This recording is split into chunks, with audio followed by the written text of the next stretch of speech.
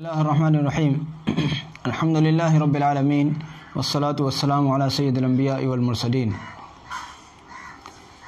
رمضان شریف کا آج تیسرا دن ہے، یعنی آج تیسرا روزہ ہے۔ تھوڑی دیر میں انشاءاللہ افطار ہوگا۔ میں ایک بہت اہم بات عرض کرنا چاہتا ہوں۔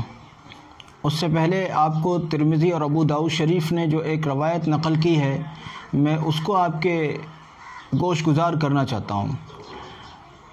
ترمذی اور ابو داؤد نے ایک روایت نقل کی ہے، فرماتے ہیں کہ حضرت ابو ہریرہ رضی اللہ عنہ سے نقل کیا ہے، حضرت ابو ہریرہ رضی اللہ عنہ نے نقل کیا ہے کہ نبی صلی اللہ علیہ وسلم فرماتے ہیں کہ اگر کوئی شخص بغیر شرعی عذر کے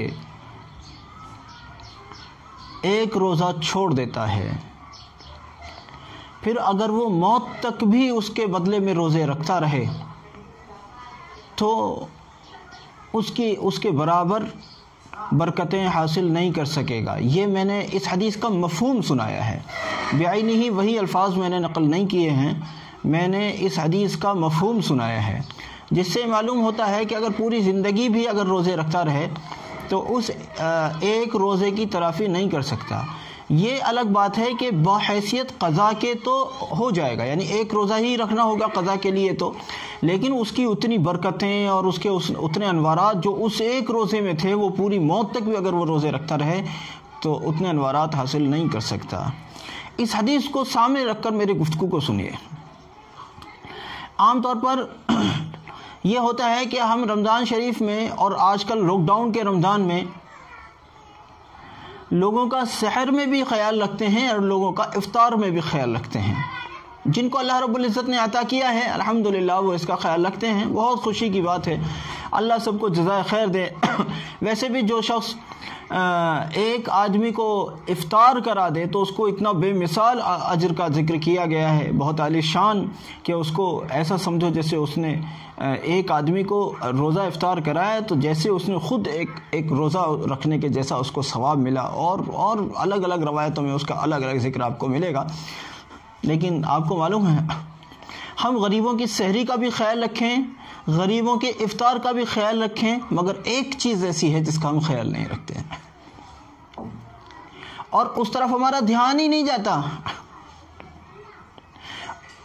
ہمارا غریب اور اس کے بچے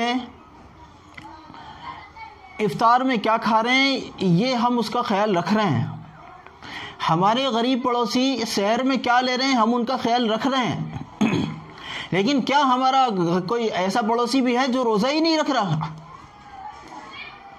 کیا ہم نے کبھی اس کو دعوت دی؟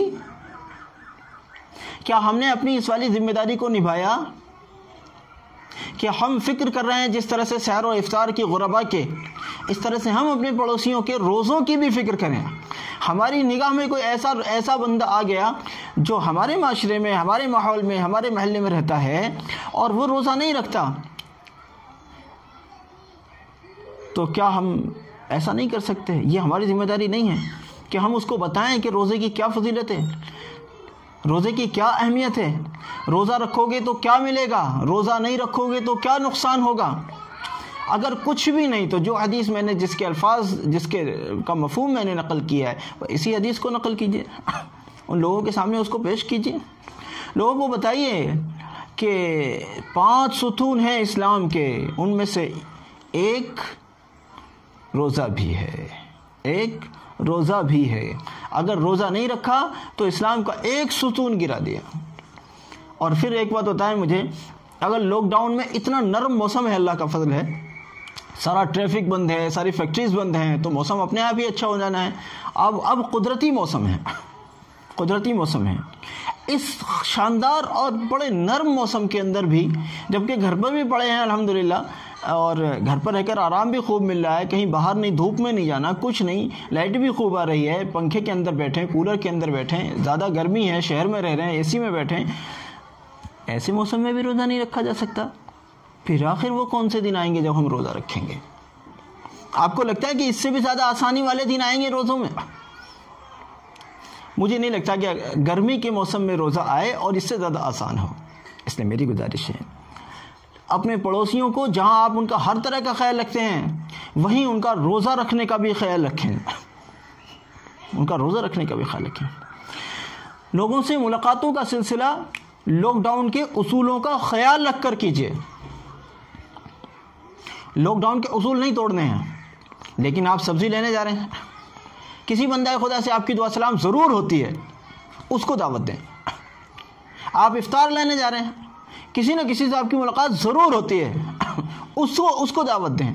دعوت تو دینی ہی دینی ہے۔ یہ نہیں ہو پا رہا ہے، اسپیشلی آپ ملاقات کرنے جا رہے ہیں، نہیں ہو رہا ہے ایسا لاک ڈاؤن میں اگر، تو کم سے کم جو آپ سے اتفاقیہ مل جائے، جو آپ سے ایسے ہی بازار میں جاتے وقت میں مل جائے، جو آپ کو ارے آپ چلیے میں بھی چلتا ہوں، اس طرح سے کوئی مل جائے، ان کو آپ ضرور دعوت دیجیے، ان کے ساتھ ضرور دین کا مذاکرہ کیجیے۔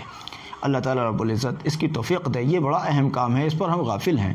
ایسی تراویح کی طرف لوگوں کو راغب کیجیے۔ اللہ آپ کو اور مجھے سب کو توفیق دے۔ جزاکم اللہ، السلام علیکم۔